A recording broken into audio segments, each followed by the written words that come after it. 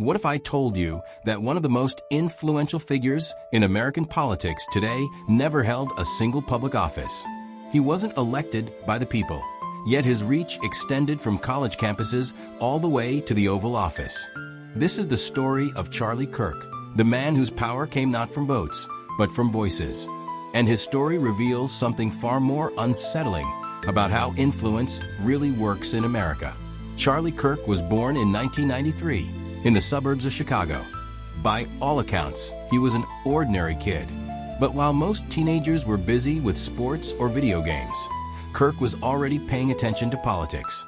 In high school, he volunteered for political campaigns, wrote essays on conservative ideas, and even made local headlines for his commentary.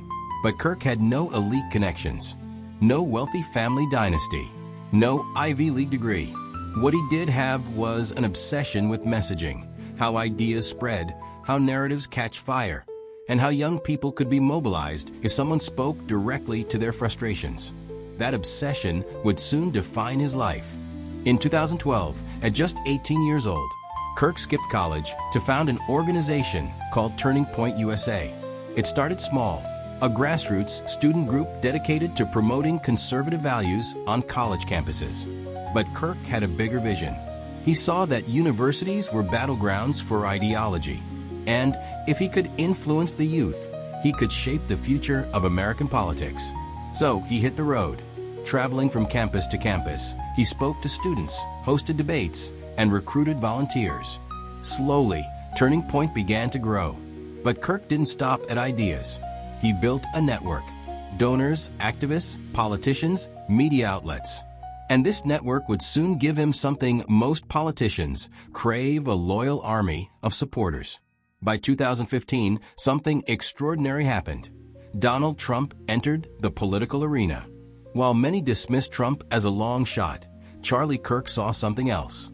Trump's raw, unapologetic style resonated with the very demographic Kirk had been trying to mobilize: young conservatives who felt ignored. So Kirk aligned himself and Turning Point with Trump's message. He amplified it on campuses.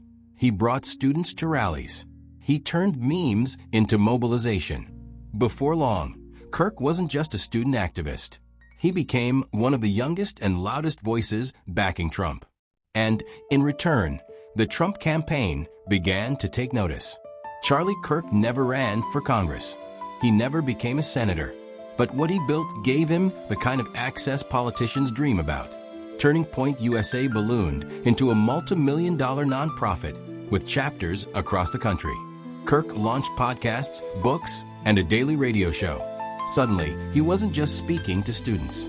He was influencing millions. And when Trump entered the White House, Kirk's voice carried all the way inside. He was invited to private meetings. He spoke at conservative conferences attended by top officials. He became a bridge between the Trump White House and America's youth. And here's the unsettling truth: he didn't need to be elected. In an age of media and movements, influence doesn't require ballots. It requires attention. And Charlie Kirk had mastered that game. Of course, with power comes scrutiny. Kirk's rise sparked backlash. Critics accused him of spreading disinformation, of using students as political pawns, of blurring the lines between activism and propaganda. Protests followed him to campuses. Journalists questioned his funding sources. Opponents labeled him as a dangerous influencer shaping young minds. But whether you admire him or despise him, one fact remained: his strategy was working. He had taken the frustrations of a generation and channeled them into political loyalty. The story of Charlie Kirk isn't just about one man. It's about a new kind of power in American politics. In the past, influence was won through elections, offices, and institutions. But in today's world, influence is won through networks, platforms, and movements.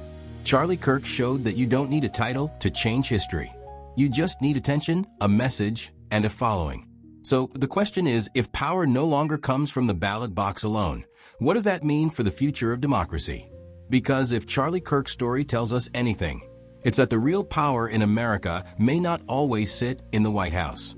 Sometimes it's built in the shadows. Finally, don't forget to hit the subscribe button, like, and share this video with your families and friends. See you in the next video.